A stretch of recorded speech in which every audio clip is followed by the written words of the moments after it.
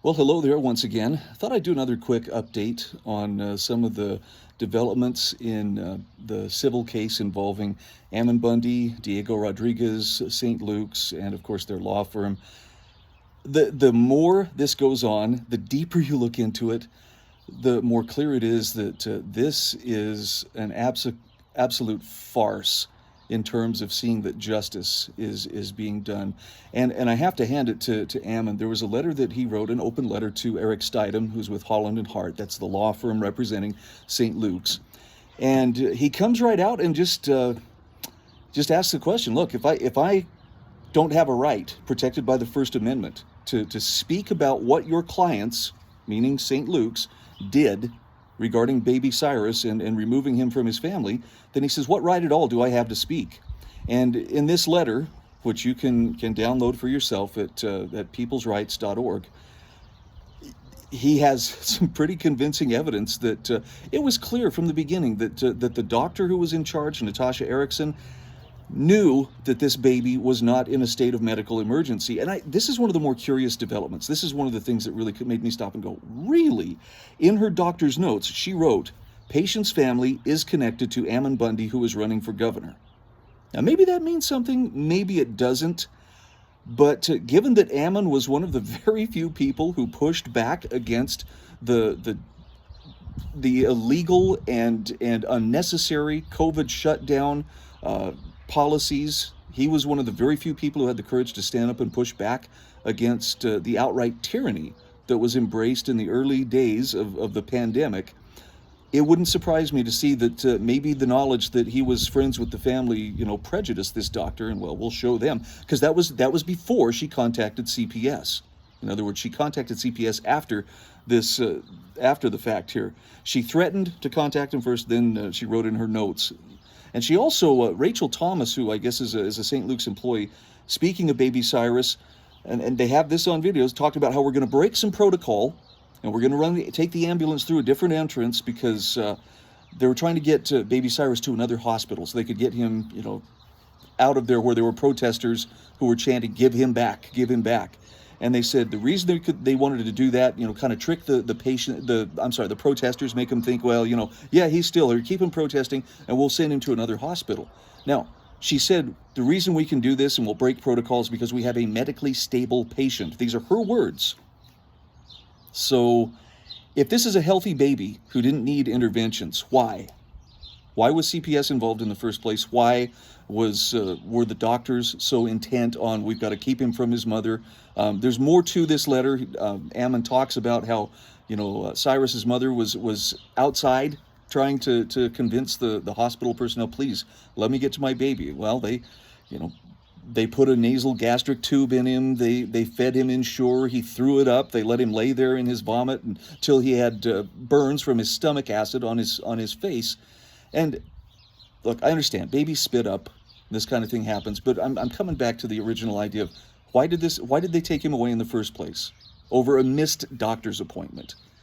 It just seems really unusual for a doctor to pull the trigger and to get CPS involved so quickly. And it's that part about, well, patient's family is friends with Ammon Bundy that makes me go, ooh, man, maybe there was something more here about, boy, it's, we'll show them, this is a way of teaching a lesson. I don't know. Maybe that's the case, maybe it isn't, but it certainly raises the possibility. I do love that Ammon comes out and just asks, look, now St. Luke's, through Holland and Hart, has tried to get the judge, who apparently the judge has been very sympathetic. Well, we're going to put a gag order on this so you can't comment. We don't want you sharing the videos that came out as a result of the material he gained during the criminal trial for trespassing. In discovery, they had to share a number of things with him, and this is where some of the really damning evidence against St. Luke's comes forward. And the funny thing about it, Ammon points this out in his letter to Eric Steidem. St. Luke's is experiencing what's known as the Streisand effect. And if you're not familiar with that, years ago, someone was taking photographs of the Malibu coastline, and they somehow got a picture of Barbra Streisand's house in the pictures of the coastline.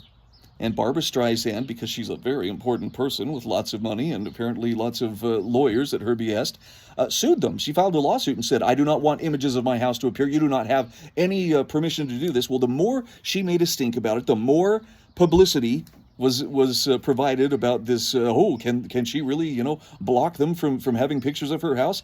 The more people got curious. In fact, it became one of the most downloaded images and searched images on Google, simply because she made such a big stink about it. And the same principle is applying here for St. Luke's. Had they just had the decency to say, okay, we were wrong, this would not be the controversy that it is. But they're the ones who've drug it out for over a year. They're the ones who have escalated it at every turn, trying to turn it from a civil lawsuit into a criminal lawsuit, and in the meantime just sending thousands and tens of thousands of pages to Ammon to bury him and Diego Rodriguez in legal paperwork. This is not the actions of someone who knows that truth is on their side, and it's not the actions of someone whose conscience is at peace. And they complain about, well, this is bringing negative publicity, and this is causing problems for our employees. And it's like, you guys are feeding the problem. You didn't have to do this. Ammon, to his credit, and he reiterates this in the letter, tells Eric Steidham, I have offered Chris Roth, the CEO of St. Luke's, everything that I own. In other words, take everything I own away from me. I can't give you what I don't own, but take it away from me, ruin me financially, I'll start over again. And they won't do it. Why is that? It's like they want something more. There has to be something more than just simply, we're going to, punish you, monetarily for being at odds with us here. They want their pound of flesh, and it seems like they're determined they're going to get it one way or the other. A couple other quick developments here. Diego also has filed, I guess this is called I got to make sure I have this, a petition to enjoin petitioner Ammon Bundy in transferring from state court to federal court.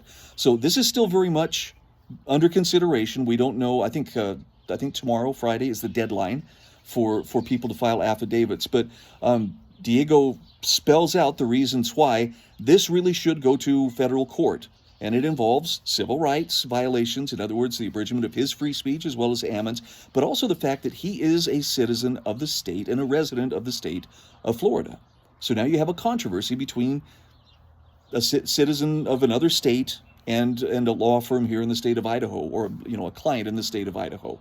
That's actually a place where federal jurisdiction can come in.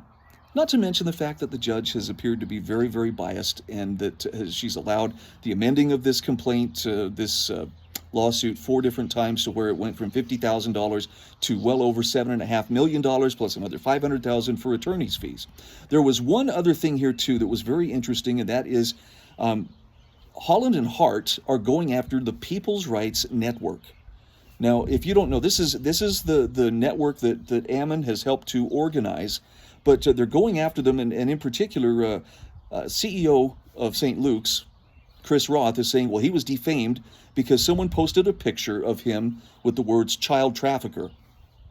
And I'll admit, that's a pretty harsh judgment, but it also pretty accurately describes what was taking place here, especially if the hospital or the Idaho Department of Health and Welfare receive any kind of federal funds every time they take a child from its parents. So doing it under the color of law, it doesn't become a moral act just because, well, we have money and we have authority, or I have this title. It doesn't become necessarily a good thing. In this case, it was a very unnecessary act. But now they're going after the entire People's Rights Network. And in fact, they're claiming that they need to be sued. And that involves tens of thousands of people who, Ammon doesn't control them. This was actually someone in Utah who posted the picture, and apparently, are there more diplomatic ways to make the case? Absolutely.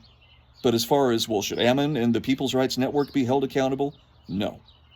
It's ridiculous to pretend that somehow Ammon was behind that. Nonetheless, I hope you'll continue to follow this case. I know that the press still is kind of asking, why hasn't this been escalated? Why hasn't the sheriff stepped in and done something? And I guess they mean go in guns blazing and drag him in front of the judge, feet first if necessary. I don't know. I know there's a bloodthirstiness on the part of the media here in Idaho Ammon bothers them, and I guess anybody who stands up for freedom bothers them. The only people with progressive values somehow have any validity in their eyes. Anyone who stands up for individual freedom, who stands for limited government, well, you're suspect. So, consider yourself warned. And of course, at St. Luke's, I guess you're going to try to get that pound of flesh, but, is it going to be worth what it costs you in terms of your character and in terms of your standing in the court of public opinion? You might just be learning a lesson in unintended consequences. Anyway, thanks again for following. I'll have more updates as they become available.